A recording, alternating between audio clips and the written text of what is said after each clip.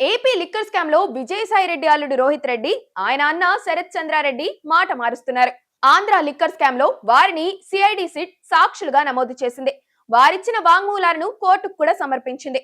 అయితే వారు మాత్రం ఇప్పుడు తాము ఇచ్చిన వాంగ్మూలాలను వెనక్కి తీసుకుంటామని కోర్టులో పిటిషన్లు వేశారు. తాము చెప్పని మాటల్ని సిఐడి నమోదు చేసుకుందని, అందుకే తన సాక్ష్యాలను వెనక్కి తీసుకుంటామని వారు వాదిస్తున్నారు. వారిచ్చిన వాంగ్మూలాలపై ఆడియోలు, వీడియోలు ఉన్నాయి కాబట్టి ఆ పిటిషన్ చల్లదని సిఐడి అంటుంది.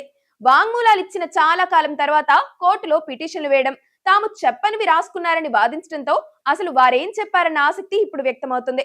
లబ్ధిదారు జగన్ రెడ్డేనని, తన కంపెనీలను ఆయన ఓ టూల్ గా వాడుకున్నారని, తాము రూపాయి కూడా సంపాదించలేదని వారు చెప్పుకున్నట్లుగా వాంగ్మూలం ఇచ్చినట్లు చెబుతున్నారు.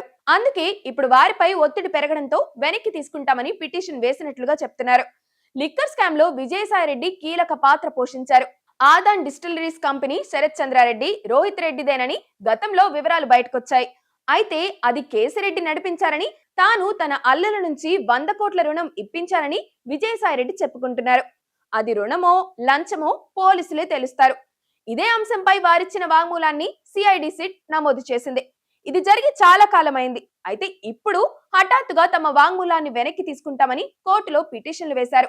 విశాఖలో ఎన్ని భూదందాల్లో రోహిత్ రెడ్డి పేరుంది. బీచ్ ను నాశనం చేశారని ఆయనపై, ఆయన భార్యపై కేసులు నమోదయ్యాయి. ఇక శరత్ చంద్రారెడ్డి ఢిల్లీ లిక్కర్ స్కామ్ లో జైలుకెళ్లి అప్రూవల్ గా మారి బెయిల్ తెచ్చుకున్నారు. ఏపీలో వైసీపీ ఉన్న సమయంలో వారు చాలా ఆస్తులు అక్రమంగా పొందారన్న ఆరోపణలు కూడా ఉన్నాయి. లిక్కర్ వ్యవహారంలోనూ వారు లబ్ధి పొందారు.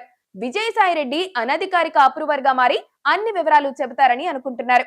కానీ ఇప్పుడు రివర్స్ అయ్యేలా చేయడం మాత్రం ఆసక్తికరంగా మారింది. వారిని సాక్షులుగా తీసుకున్న తర్వాత సిఐడి సిట్ అధికారులు వారి వాంగ్మూలాన్ని నమోదు చేశారు. అది కోర్టులో సమర్పించాల్సిన లీగల్ డాక్యుమెంట్.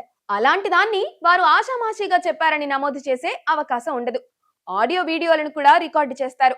అయినా కోర్టులో పిటిషన్లు వేశారు.